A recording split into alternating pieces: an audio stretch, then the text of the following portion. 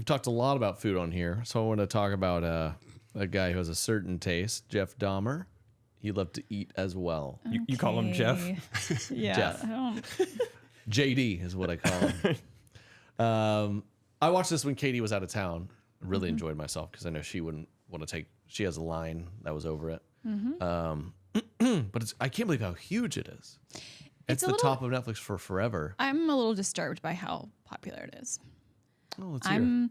There's kind of this whole thing that, and I kind of agree with and support of, we're making these like crazy people famous. We're glorifying them. Yeah. We're making shows about them. Do you realize how many views we'd get if we ate a human heart on this podcast? Okay, but that's wrong. Well, okay. Collab with the Try Guys. We tried human intestine. Not going to watch it out of principle. Oh, interesting. Yeah, it's interesting. I haven't seen much, but I have seen like the families of some of the victims are like openly on Twitter being like, we don't support this. This is wrong. And I guess they're just allowed to still make a show about it. So that feels not totally right. But true crime is just massive right now. Right. There's something messed up about it.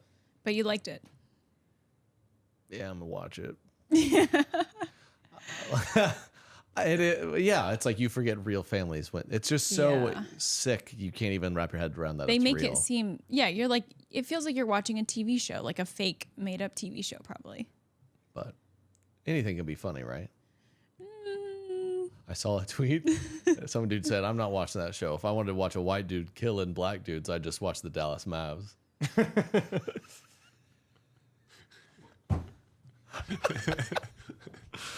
Woo! Luka Doncic, he's a heck of a player, huh? He is good, yeah. Jeffrey Dahmer's victims were black guys. Yes. Oh, I didn't realize that. Gay black guys. Really? That was his type? Not his first one. His first one was a weird. That's what's fascinating. He killed a guy. I think it was like a spit of rage. Just kills a guy, some white dude, and 9 years. He was able to, I guess, resist the urge, and then he went on a rampage. Whoa. A 9-year Yeah, span between the first and second one. crazy, right? He went white and then black the rest of the way. Kind of the reverse Kim Kardashian. Interesting. It's kind of like we were talking about the show The Patient. Oh, yeah. I've been watching The Patient. Or, yeah, we've been watching that too. The Patient. Steve Carell's serious role. Do you struggle with the Michael Scott thing? A little bit. Rachel and I have been talking about that because every now and then he'll kind of yell, be like, help. And he does that voice that you've only heard Michael Scott yell before. Or, like 40-Year-Old Virgin or like Brick from Anchorman. You've only heard that as a comedic sound. And so it's a little weird. But, I think that is that not good enough for us? Do we need it to be true crime? Because if you want like a psychological thriller, there's millions of those that are fictional. They're still really good. Criminal Minds has made 1,000 episodes. Go watch some of that. Right. Yeah. They're all That's the same. fair.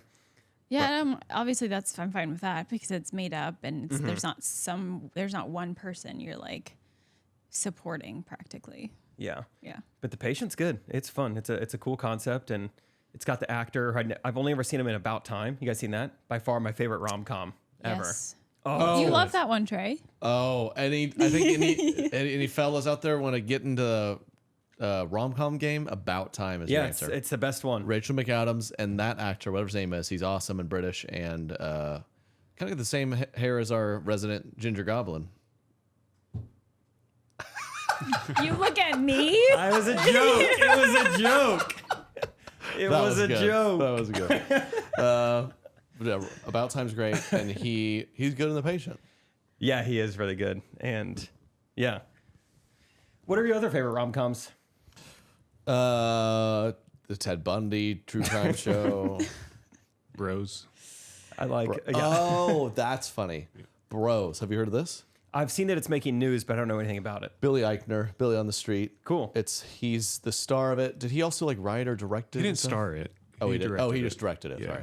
So it's I actually don't know much about it, but more or less it's a gay movie, and I guess it did very poorly. And then Billy Eichner has been on a tirade saying the reason it's bad is because our country's homophobic, and Brokeback Mountain broke records. right. and It's just like that's the issue with the whole narrative today, right? It's like He was literally tweeting stuff like basically saying, if you didn't go see this opening weekend, you're a homophobe.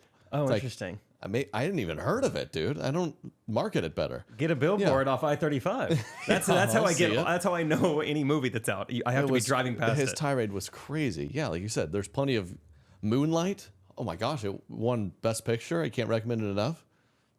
So, Billy Eichner, down bad right now. I think Bros spent $30 million marketing, and I saw one thing about it before. Right? Like, how do you spend that much in? Well, when you say that, part of me wonders if that's actually like a really low budget today and age for like a feature film with a network behind it. I know they didn't reach out to us. Yeah, Yeah. we didn't want do to an ad anything. read. Yeah. Where's your influencer marketing budget, Billy? Jake and I would have kissed to promote it. Anything. A lot of podcasts, they'll do stuff like, hey, once we reach 1,000 patrons, we might do this. Once Trey and I, no. We'll do it whenever you need We it. want to provide for the client. And we have different packages where Derek can be filming, Katie can be nearby. Katie can not be, she can be out of town if that's kind of more your thing, if you don't want her to know at all. Just email us. Yeah. She didn't click the button though. Yeah. She grabbed the button. I think I was too distracted by what was. Derek, as a fellow person who's been around a pregnant woman. We're talking Bros still. Oh, no. As a fellow man who has nice lips, what would you say